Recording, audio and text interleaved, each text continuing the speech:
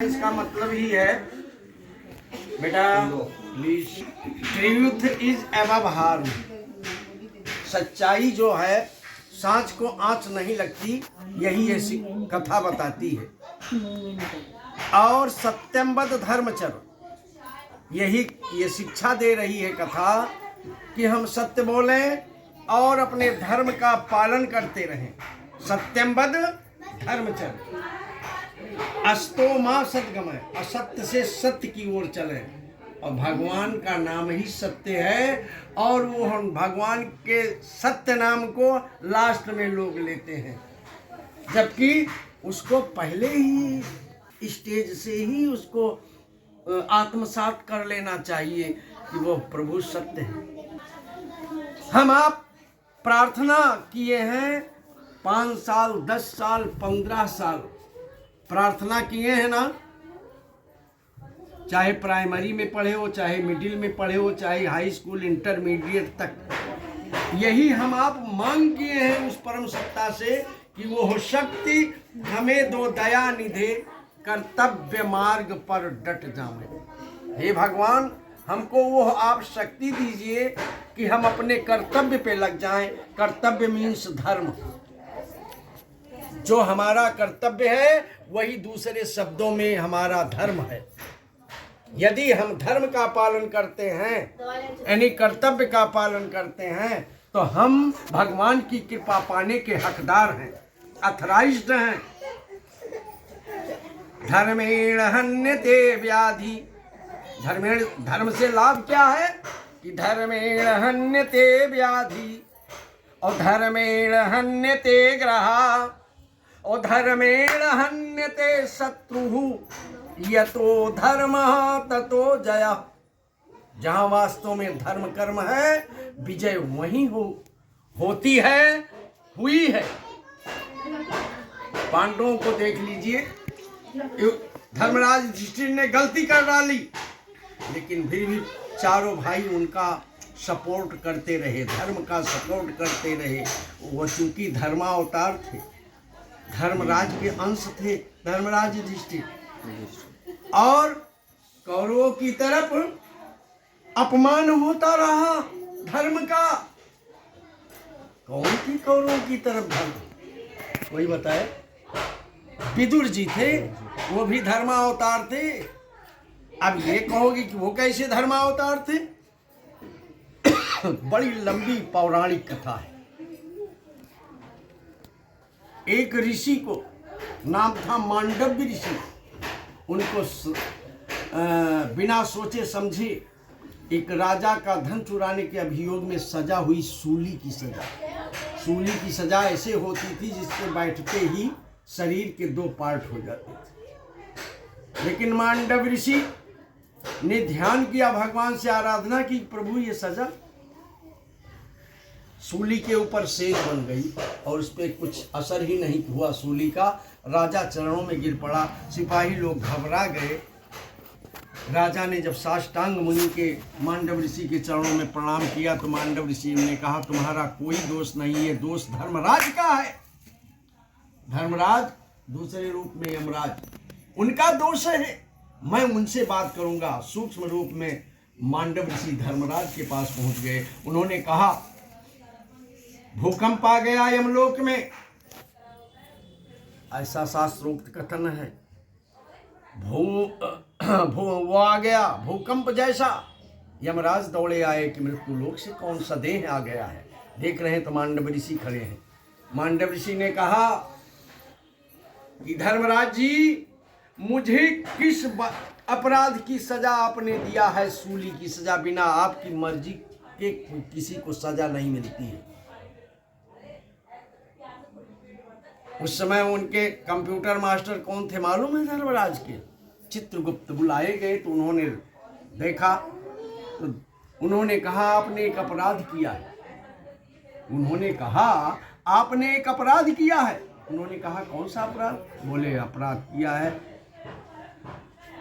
बोले, उस समय मेरी उम्र क्या थी? बोले, 5 वर्ष। अपराध क्या किया है कि तितली पकड़ी थी और उसके पीछे आपने कांटा चुभोया था। बोले, अच्छा तो 5 साल की अवस्था में कौन सा ऐसा संविधान है? मृत्यु लोक से आकाश स्वर्ग लोक और हर जगह कौन सा ऐसा संविधान है? वो तो बच्चा अबोध माना जाता है, और अबोध बच्चे को इतनी बड़ी सजा आपने उसके कर्म फल पे आपने दे दी। धर्मराज, मैं तुझे श्राप देता हूँ, मृत्यु लोक में जाके जन्म लेगा और सब न्याय अन्याय देखता रहेगा, लेकिन कुछ नहीं कर पाएगा। वही विदुर जी आकर के जन्म लिए थे, वही मांडव ऋषि के श्राप से वो धर्मराज थे, और कौरवों की सेना में उनका अपमान होता रहा। जो ही होता था डांट देता था,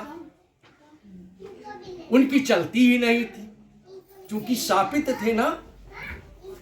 वहां उन धर्मराज का अपमान होता रहा, कौरवों का विनाश नहीं हुआ। तो जहां धर्म का हम आप भी अगर अपने धर्म से गिर गए तो बहुत ही नुकसान होगा, अंत में पतन हो जाएगा। इसलिए हमें अपने धर्म को पकड़े रहना चाहिए और धर्म पे ही चलना चाहिए। धर्म ही दूसरे रूप में हमारा भगवान है, धर्म ही हमारा भगवान है। आज धर्म कर्म पे ही अडिग हो गए हैं हमारे देश के प्रधानमंत्री मोदी जी। बहुत सेवा किए हैं। जब रथ यात्रा निकली थी और मुरली मनोहर जोशी जी के साथ बहुत योगदान किया था, लेकिन संघर्ष करते करते करते करते करते करते आज प्रधानमंत्री बन गए। ये होता है संघर्ष, ये होता है धर्म कर्म। धर्म कर्म पे हम आप लगे रहेंगे तो एक ना एक दिन बहुत ऊंचे उठ जाएंगे, और धर्म से गिर गए तो हमारा पतन हो जाएगा। यही सत्यनारायण कथा का सब्सटेंस सारांश है, यही सारांश है। और गाथा तो बड़ी लंबी है। गाथा में लिखा गया है, एकदा नैमिषारण्ये ऋषिया शौनकादया प्रपक्ष मुनिया सर्वे सूतम पौराणिकम खलु ऋषिः चूव्रतेन तपसा किमुआ प्राप्ते वांछित फलम तत्सर्व सोतुमिच्छामः कथयस्व महामुने नारदेनेव संपृष्टो भगवान कमलापति सुरस्य यथैवात्र शृणु समाहिता एकदा नारदो जोगी प्रानुग्रह कांक्षया। एक बार की बात है, इस मृत्यु लोक में नारद विचरण करते हुए आए और लोगों का दुख देख करके भगवान विष्णु के पास पहुंच गए और उनसे पूछने लगे कि भगवान बताइए ना, लोग दुखी क्यों हैं? यही शब्द तो भगवान विष्णु ने कहा, जब अपने धर्म कर्म से लोग गिर जाएंगे तो दुखी क्यों नहीं होंगे। उसकी पुनरावृत्ति के लिए क्या कि भगवान सत्य का पालन करें और अपने धर्म पे चलें। सत्य का पालन करते हुए, धर्म पे चलते हुए भगवान सत्य स्वरूपा सत्यनारायण, भगवान राम नाम सत्य है। इसको हमेशा याद रखना चाहिए। लास्ट में लोग याद करते हैं राम नाम सत्य है। अरे उसको शुरू से ही हम आप ये विश्वास कर लें कि वो राम का नाम सत्य है। सोना मत बिटिया, सत्य बात है, यह प्रभु ही सत्य है। अगर ऐसा हम विश्वास करके भगवान का पूजन अर्चन वंदन करते हैं, जो त्रुटि कमी हमसे गलती अपराध हुआ होता है तो सब क्षमा भी हो जाता है और भगवान की कृपा मिलती है। इसका विधि विधान नारद जी से विष्णु भगवान ने केले का फल सबसे बड़ा फल माना गया है इस पूजन में। दूध, दही, घी, शहद, गेहूं का चूर्ण, कसार वगैरह जो बनाते हैं, यही सब इसका विधि विधान है। और जो सब हमारा बन चुका है, यही भगवान को भोग लगाया जाता है, यही फिर प्रसाद वितरण किया जाता है। और ठीक यही प्रश्न नैमिषारण्य तीर्थ स्थल में सूत जी थे, अपने शिष्यों को आश्रम पद्धति से सबको पढ़ा रहे थे। उन शिष्यों ने भी यही प्रश्न किया कि आने वाले समय में कलयुग आ रहा है, इसमें लोग बहुत दुखी होंगे और दुख से छुटकारा पाने का उपाय बोले बस वही सत्य बोलें और धर्म पे चलें और सत्य स्वरूपा भगवान सत्यनारायण का पूजन अर्चन वंदन करें। पूजन अर्चन वंदन करने के मतलब उसको ऑब्जर्व कर लें, उस कथानक को अपने में आत्मसात कर लें, उसका पालन करें। ये हुई सच्ची पूजा, ये हुई सच्ची आराधना, तब फल मिलेगा। यही बात सूत जी ने अपने शिष्यों को नैमिषारण्य तीर्थ स्थल में बताया इति स्कंद पुराणे रेवा खंडे सत्यनारायण व्रत कथायाम प्रथमो अध्याय। बोलो सत्यनारायण भगवान की जय, बोलो सांचे दरबार की जय।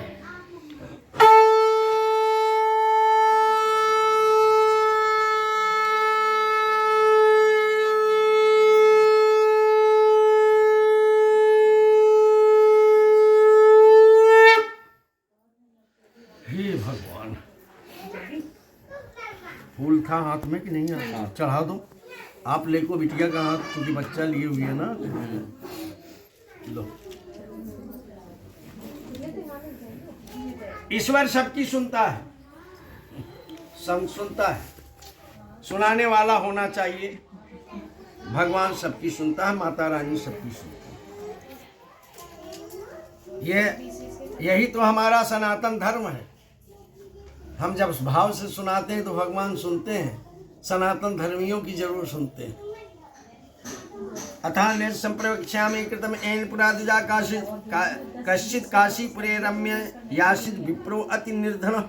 एक भिखारी ब्राह्मण काशी बनारस में था, और जब भीख मांगने निकलता था नहा धो के, चंदन वगैरह लगा के, अब थैला वगैरह भी जिसमें लेता था, हाँ, तो ईश्वर का नाम सुमिरन करता हुआ जाता था। भगवान का सुमिरन करना पांचवी भक्ति है भाई। पंचम भजन सुवेद प्रकाशा।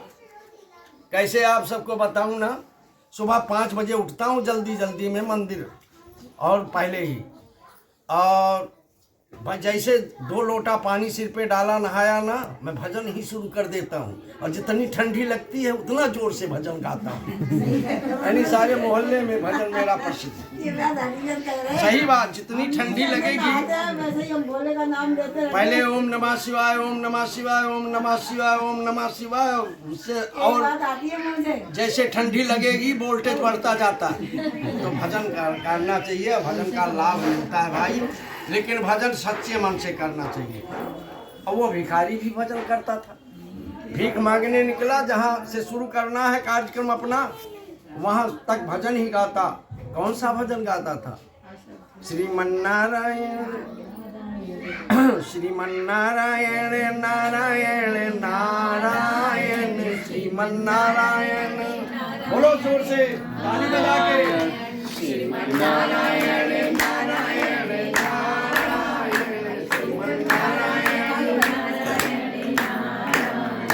बद्री नारायण नारायण नारायण बद्री नारायण नारायण नारायण। हे बद्री नारायण नारायण नारायण बद्री नारायण नारायण। ओ लक्ष्मी नारायण नारायण नारायण लक्ष्मी नारायण। यही भजन। लेकिन एक बात तो सुन लो, समझ लो, शायद आपको ना मालूम हो, मैं भी कोई वेद व्यास नहीं हूँ। बस कभी सोचा भी नहीं था कि शंख बजाऊंगा। ये सोचा था कि टीचर तो हो ही जाऊंगा, लेकिन वो टीचर ना सही तो ये टीचर सही, धर्म शिक्षक सही। 15 साल फिर भी बच्चों को शिशु मंदिर में पढ़ा चुका हूँ। अब 20 साल हो गया, ये एक्सपीरियंस होल्डर बन गया हूँ धर्म शिक्षक का।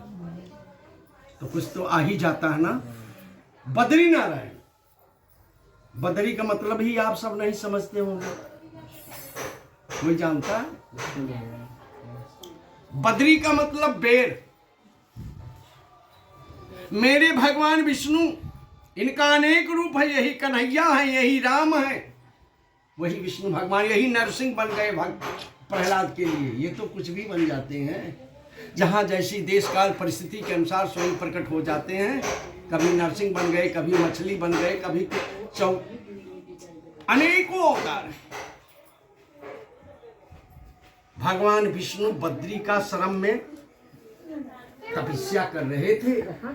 वो स्थान ऐसा है जो बद्री नारायण आज है, कहा जाता है स्थान, उसका विशेष महत्व। एक दिन वहां तपस्या करने पर 1 वर्ष का फल मिलता है। घंटाकर्ण नाम का राक्षस था, बहुत अत्याचारी था। उसको मारने के लिए एक वर्ष जो बिना अन्न जल खाए तपस्या कर ले तो वही मार सकता था। तो नर नारायण दोनों वहां तपस्या कर रहे थे, नर अर्जुन और नारायण कृष्ण भगवान विष्णु जी। लक्ष्मी जी ने सोचा कि मेरे पति देव खुले आसमान के नीचे तप कर रहे हैं। लक्ष्मी जी ने स्वयं बदरी का वृक्ष बन गई। बदरी का मतलब बेर, बेर बेर जो बेर अभी भोले बाबा पे चढ़ेगा ना शिवरात्रि को, वही बेर। बेर का वृक्ष बन करके अपने प्रियतम को छाया प्रदान कर रही थी, तभी से वहां का नाम बद्री नारायण हो गया।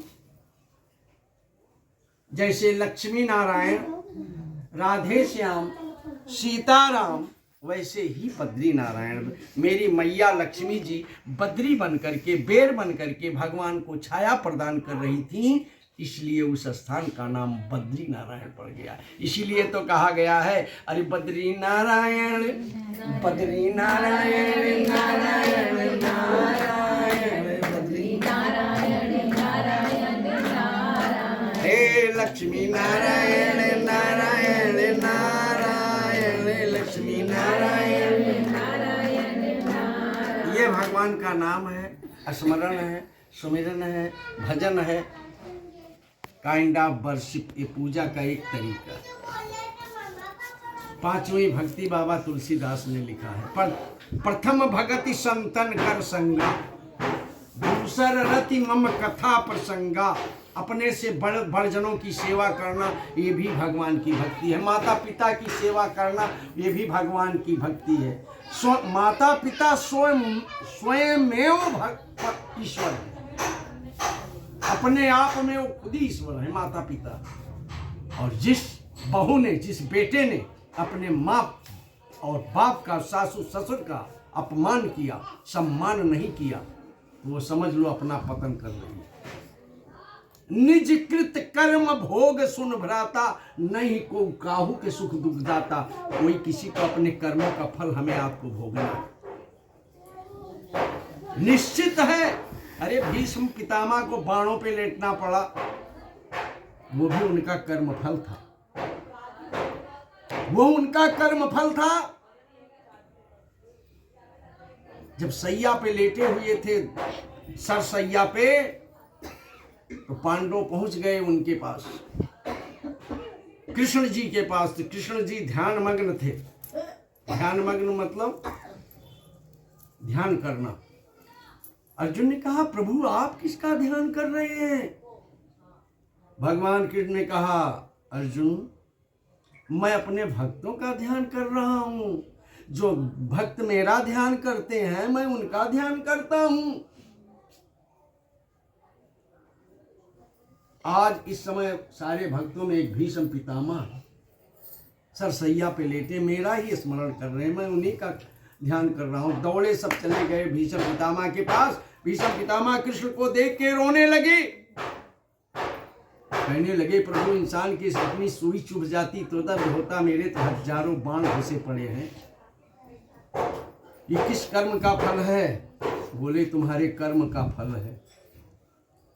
कहे भीष्म पितामह ने कहा, दसियों जन्म तो अपना पुराना मैं जानता हूं। बोले उससे और आगे का कर्म फल है। मैं दिव्य दृष्टि देता हूं, देख लो। भगवान ने दिव्य दृष्टि दे दी, उनको सारा अपना पुराना इतिहास मालूम, सामने आ गया, निगाहों के सामने आ गया। स्वयं भीष्म पितामह देख रहे हैं कि वो राजकुमार हैं, चले जा रहे हैं। रास्ते में नाग पड़ा हुआ था, कमर टूटी हुई थी, उठा के भाले की नोक से ऐसा फेंका कि नाग फनी के कांटों में जाके घुसा, पड़ा। हजारों कांटे घुस गए, हजारों कांटे घुस गए। खग जाने खगही के भाषा। जैसे आज ये पति पत्नी है दोनों, ये टीचर हैं केंद्रीय विद्यालय के। आप कहाँ के हैं भैया? मैं तो एमसीडी का। एमसीडी में, अच्छा विक्टर पब्लिक स्कूल। अच्छा, अधिकारी रैंक पे, चलो कोई बात नहीं। तो ये जोड़ी जो होती है, पशु पक्षियों में भी जोड़ी होती है, सबकी जोड़ी होती है। खग जाने खगही के भाषा। हम आप बंदर की बात नहीं समझ पाएंगे, लेकिन बंदर बंदर की बात समझ लेगा। नागिन ने अपने पति की दुर्दशा देख के श्राप दे दिया, ये राजकुमार, मेरे पति की यह दुर्दशा करने वाले राजकुमार, तेरी भी एक दिन यही दुर्दशा होगी। ये स्वयं देख रहे हैं भीष्म पितामह। अरे बोले प्रभु, इतने जन्म पहले की बात, तो आज क्यों ऐसा हुआ? बोले इस जन्म में सबसे बड़ा पाप आपने कर डाला, सबसे बड़ा पाप इस जन्म में हो गया भीष्म पितामह जी। बोले कौन सा पाप महाराज? बोले अभी पूछ रहे हो, द्रौपदी नग्न हो रही थी, आप खड़े होके देख रहे थे, पुत्र बहू थी आपकी ना, पौत्र बहू थी। आपको यदि भीष्म पितामह आप खड़े हो जाते तो किसी की औकात नहीं थी कि उसके दामन पे हाथ लगा देता। इससे बड़ा पाप और क्या होगा? कहने का मतलब आप पौत्र बहू को नग्न देखना चाहते थे। यह सबसे बड़ा पाप आपसे हो गया, तो असल के साथ ब्याज भी ज्वाइंट हो गया, जुड़ गया, और यह फल आपको मिल गया। बोले धन्य हो सरकार, धन्य हो प्रभु। इसे कहते हैं कर्म फल।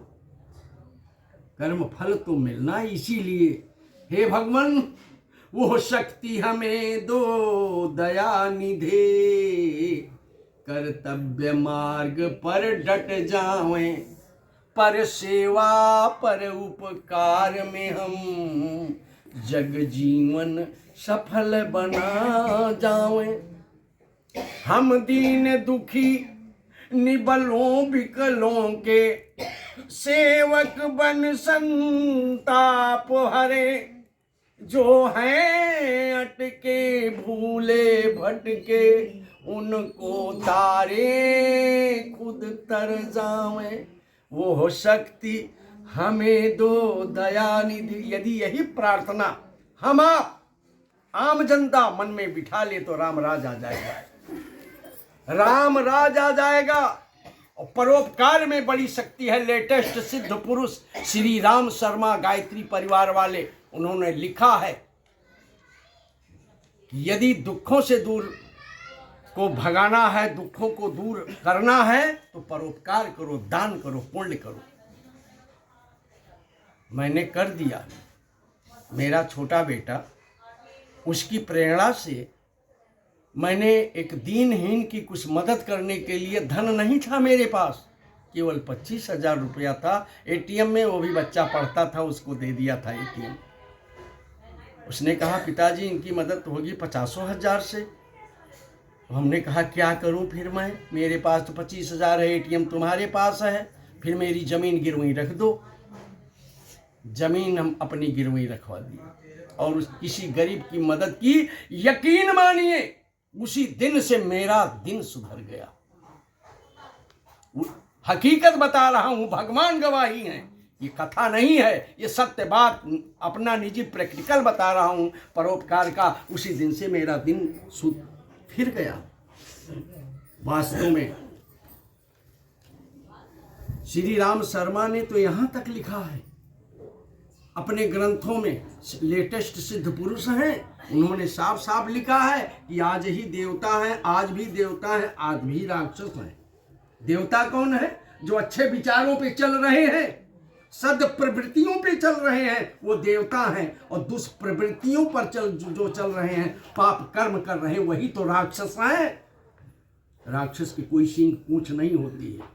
जो हाय हवस कर रहे हैं, दूसरे का गला काट के अपना पेट भर रहे हैं, दूसरे का नुकसान कर रहे हैं, वही तो राक्षस है। जो अच्छे कर्म कर रहे हैं, सब प्रवृत्तियों पे चल रहे हैं, वही देवता। देवता और राक्षस आज भी हैं। आखिरकार वह भिखारी ब्राह्मण, अब कथा पे आ जाते हैं, चूंकि हम और कथा में बह जाते हैं, भाव में बह जाते हैं। वह भिखारी ब्राह्मण को स्वयं भगवान मिल गए। ना जाने किस भेष में नारायण मिल जाए। याद रखिएगा, अगर आप माता की पुजारन हो तो कोई बुढ़िया कभी आए, लार बह रही हो, अब मतलब विकृत रूप हो उसका, तो समझ लेना हो सकता है माता जी आई हो सकता है माता जी आई हो। कोई कोढ़ी कलंदर या विकृत रूप वाला मिल जाए तो याद रखिएगा, ना जाने किस देश में नारायण मिल जाए। बाबा देवराहा की बात कर रहा हूं, उन देवराहा की बात, बाबा जिनके दर पे प्रधानमंत्री इंदिरा गांधी गई थी, चरण नहीं छूने दिया था, कहा दूर रहो। उन्होंने साफ साफ लिखा है, भगवान किसी भी ऐसे ही रूप में मिलते हैं।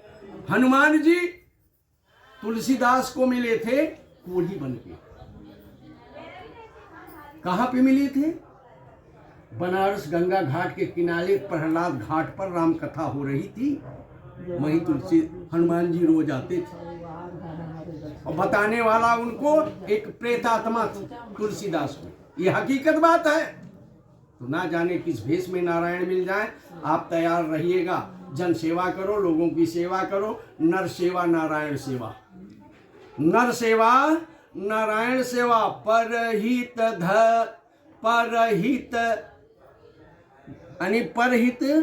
परोपकार के समान कोई पुण्य नहीं है और दूसरे को सताने के समान कोई पाप नहीं। पर पीड़ा सम नहीं अधमाई, परहित सरिस धर्म नहीं भाई। यही शेक्सपियर ने इंग्लिश के कपलेट्स था, उसका सारांश है कि charity, kindness, mercy is the great virtue of human. मानव का सबसे बड़ा गुण, सबसे बड़ा आभूषण यही है, रानी हार नहीं है। रानी हार आभूषण नहीं है। अगर दया परोपकार आपके अंदर है तो सच्चा आभूषण आपका वही है। भगवान जब उसको मिले तो उसको ठुकर डांट दिया, कहा हट्टे कट्टे पट्टे हो, शर्म नहीं आती? श्रम करो, मेहनत करो। बोले सब, उसने सदानंद ने कहा सब करके देख लिया, बरकत नहीं होती। बोले तुम धर्म कर्म से हट गए हो तो बरकत क्या होगी? जाइए, सत्यमवत धर्मचर, सत्य बोलते हुए, धर्म का पालन करते हुए सत्यदेव का पूजन करो, तुम्हारी मनोकामना पूरी होगी। और सत्यदेव के पूजन का विधि विधान, केले का फल, दूध, घी, दही, गेहूं का चूर्ण, ये सब कुछ बता दिया सारा उसने सुन के, और भगवान के पूजन का विधि विधान किया। विधि विधान से भगवान का पूजन किया। इधर ले लो। तब क्या हुआ? वो पूजन कर ही रहा था कि एक लकड़हारा आ गया। लकड़ी बेच के गुजर बसर करने वाला। आप सब तो नई वैरायटी के हो, नहीं जानोगे। हम और वो अस्थाना साहिबा बैठी हैं, इनसे पूछिए। गरीब तबके के लोग जंगल में पत्थर लगाते थे, पार्ट टाइम में लकड़ी तोड़ के बेचते थे, बनियों हलवाइयों के यहाँ देते थे। और हमारे बचपन में की बात है, 8 आना 9 आना इतनी बड़ी गट्ठर का पाते थे, उसी से बेचारे अपना भोजन की व्यवस्था करते थे। जो वो कहते हैं प्रधानमंत्री मोदी जी चाय बेचते थे, अरे वो बिजनेस था, संघर्षमय जीवन रहा, लेकिन फिर भी उस समय चाय बेच के दिन भर में 3 रुपया कमा पाते थे होंगे। अगर 100 चाय बेचते होंगे तो मार्जिन उनको 10 पैसे की चाय थी, 5 पैसे का पान था। उस समय सन 60 के दशक की बात बता रहा हूँ। उस समय तो अपने देश की बहुत आर्थिक स्थिति बहुत बिगड़ी हुई थी, क्योंकि देश स्वतंत्र हुआ था। अंग्रेजों ने खूब लूटा, मुगलों ने खूब लूटा। जो भारत सोने की चिड़िया थी वो भारत कंगाल हो गया। सब घरों में 2 टाइम रोटी नहीं बन पाती थी, पूछ लीजिए, बैठी। यहाँ तक कि हमारे देश के प्रधानमंत्री लाल बहादुर ने जनता से हाथ जोड़ा कि आप सब एक दिन का व्रत रखो। यह हकीकत बात है। और कहाँ ऑस्ट्रेलिया कनाडा से गेहूं आया था चिड़िया का नाखून जैसा। सन 60 के दशक की बात बता रहा हूँ। लाल बहादुर स्वाभिमानी प्रधानमंत्री हमारे देश के थे। उन्होंने कहा नहीं, मुझे ये गेहूं नहीं चाहिए, हमारी जनता छतों पे गेहूं गालेगी। इतना डेवलप नहीं था।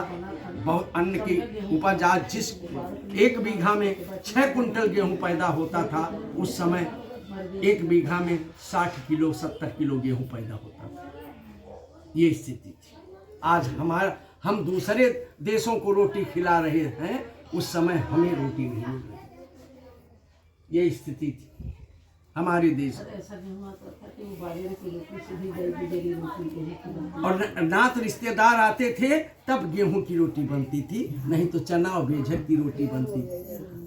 आज हमारा बेटा खुद वही बेझर का आटा लेकर आया है और कहा, मैं गया एक दिन तो कहा पिताजी ये चने की रोटी, ये मक्के की रोटी से खाओ। अब हम फिर उसी बेझर पे आ रहे हैं। उससे शुगर और डायबिटीज तरह तरह की रोग नहीं होती है। ये परिवर्तन है, ये परिवर्तनशील जगत है। आखिर उस लकड़हारे ने भगवान का पूजन अर्चन वंदन किया और दोनों के दिन फिर गए। दिन फिर जाते हैं, सुख शांति मिलने लगती है। एक बात और बताऊं, सुख शांति रुपये से नहीं मिलती, धन दौलत से नहीं मिलती। सुख शांति कुदरत की देन है। एक जयराम क्या नाम था, वो संचार मिनिस्टर थे, टेलीफोन विभाग के, गद्दा बना के सोते थे रुपए का, पकड़े गए, जेल में गए। हम आप चटनी रोटी खा करके सुख और शांति से रह सकते हैं, और तला भुना एक घी चुपड़ी रोटी खा के सुख शांति नहीं मिलती। आखिर दोनों को सुख संतोष मिला, यहाँ का सुख भोग करके अंत में तो जाना है। आए हैं सो जाएंगे राजा रंग फकीर। हमें आपको जितनी सांस एलाट हो गई है, विधाता ने टाँक दिया है, उतनी ही सांस लेनी है। कितनी सांस लेते हैं एक दिन में? एक दिन में कितनी सांस लेते हैं? 21,600। उतनी ही सांस लेनी है। उसके बाद प्रस्थान करना है। कोई अमर होके नहीं आया है। इति स्कंद पुराणे रेवा खंडे सत्यनारायण व्रत कथायाम द्वितीयोध्याय। बोलो सत्यनारायण भगवान की। ले बेटा, हे भोलेनाथ।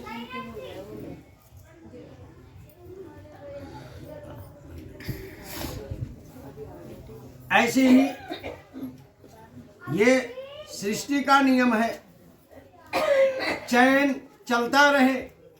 भगवान ऐसी कृपा करते रहें कि हमारा आपका चैन चलता रहे। चैन का मतलब बाल बच्चे हो। अब उसके दिल से पूछिए जिसके बाल बच्चे नहीं, उसके दिल से पूछिए जिस माँ बाप के पास कोई औलाद नहीं है। चैन चलता रहे। अगर चैन ना चलता होता तो हम अपने माता पिता से कैसे आते? हमारे माता पिता अपने माता पिता से कैसे आते? जिसका चैन रुक गया है, बाल बच्चे नहीं, उसके दिल से पूछिए। ऐसे ही एक उल्कामुख नाम का राजा था, यही पूजन कर रहा था एक औलाद के लिए। कहाँ पे? तुंगभद्रा नदी के किनारे। और उससे प्रभावित हुआ एक बनिया साधु नाम का, वो भी अपनी नाव ऑल ओवर इंडिया, सारे बड़े बड़े शहर नदियों के किनारे हैं, तीर्थ सारे बड़े बड़े नदियों के किनारे ही हैं। आज जो साधन है ये तब नहीं था, नाव साधन था, इसीलिए नाव से व्यापार होता था। सब बड़े बड़े शहर नदी के किनारे। तो तुंगभद्रा नदी के किनारे उस तीर्थ स्थल में राजा पूजन कर रहे थे। सेठ अपनी नाव लेके आए, वो भी रुक गए, पूजन में बैठ गए और चलने लगे। तो प्रसाद लेके तो कारण पूछा कि पूजन किस प्रयोजन से? राजा ने कहा ये पूजन सुर नर मुनि की याही रीति, स्वार्थ लागी करहि सब प्रीति। अपना भगवान से हम पूजा भी करते हैं तो कोई न कोई स्वार्थ छिपा रहे, कोई न कोई स्वार्थ छुपा रहता है। तो राजा ने बताया भाई मुझे और बे औलाद हूँ, औलाद के लिए भगवान से आराधना कर रहा हूँ इस माध्यम से।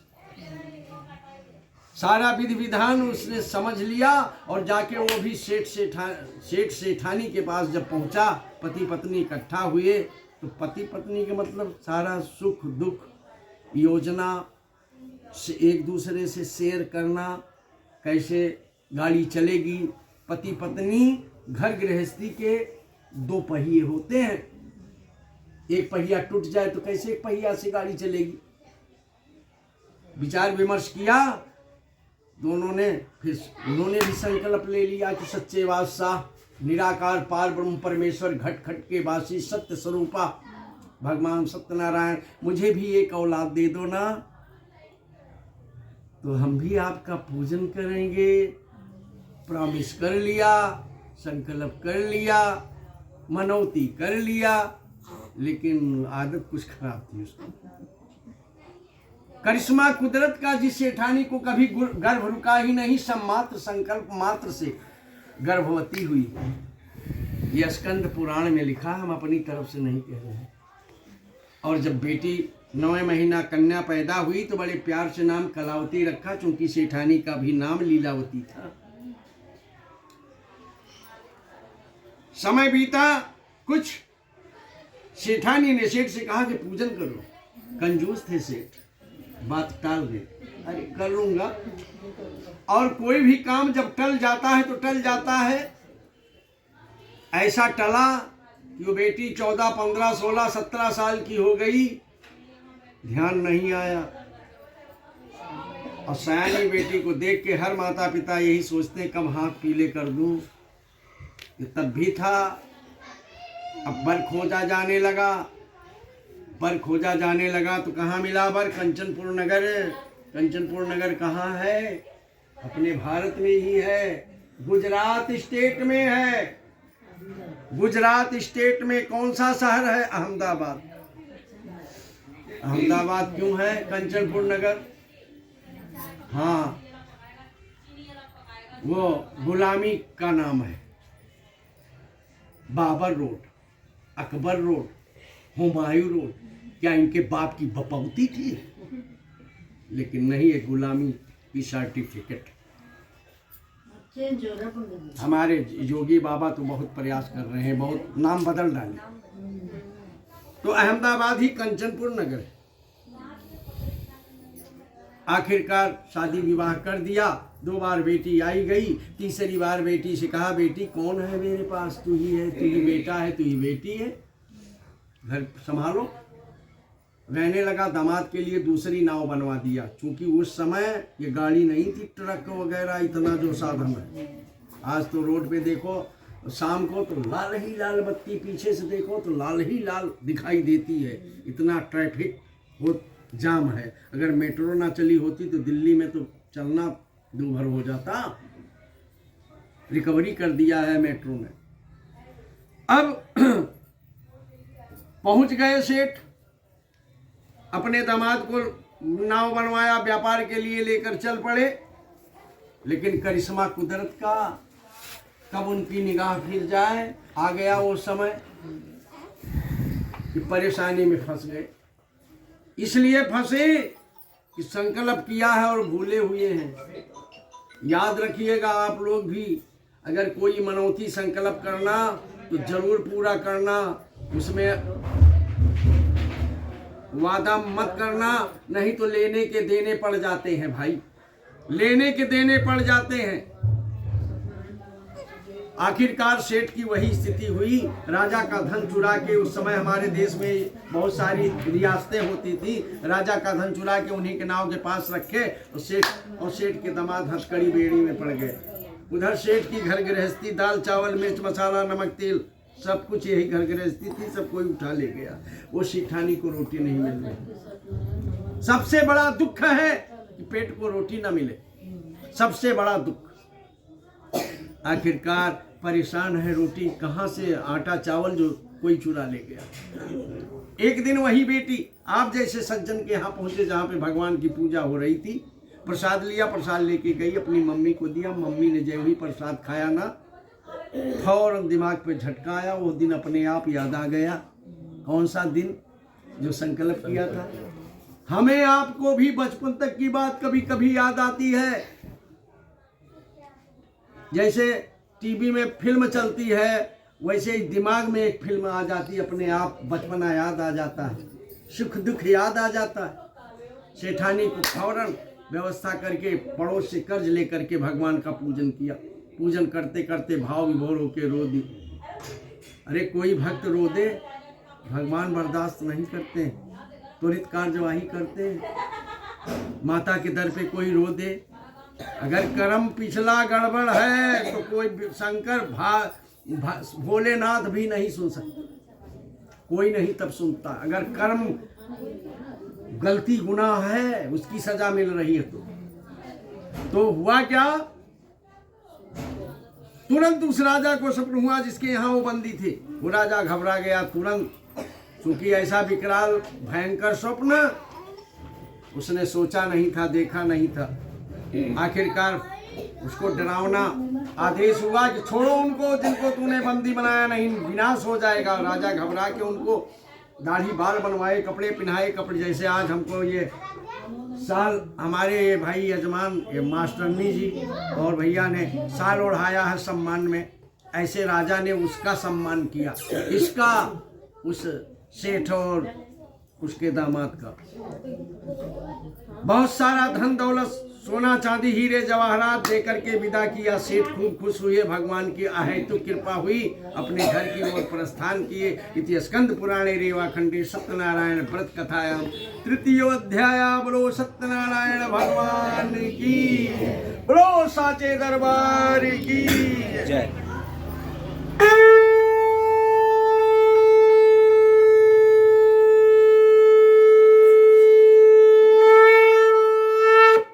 बस भैया बंद कर दो, नहीं चले।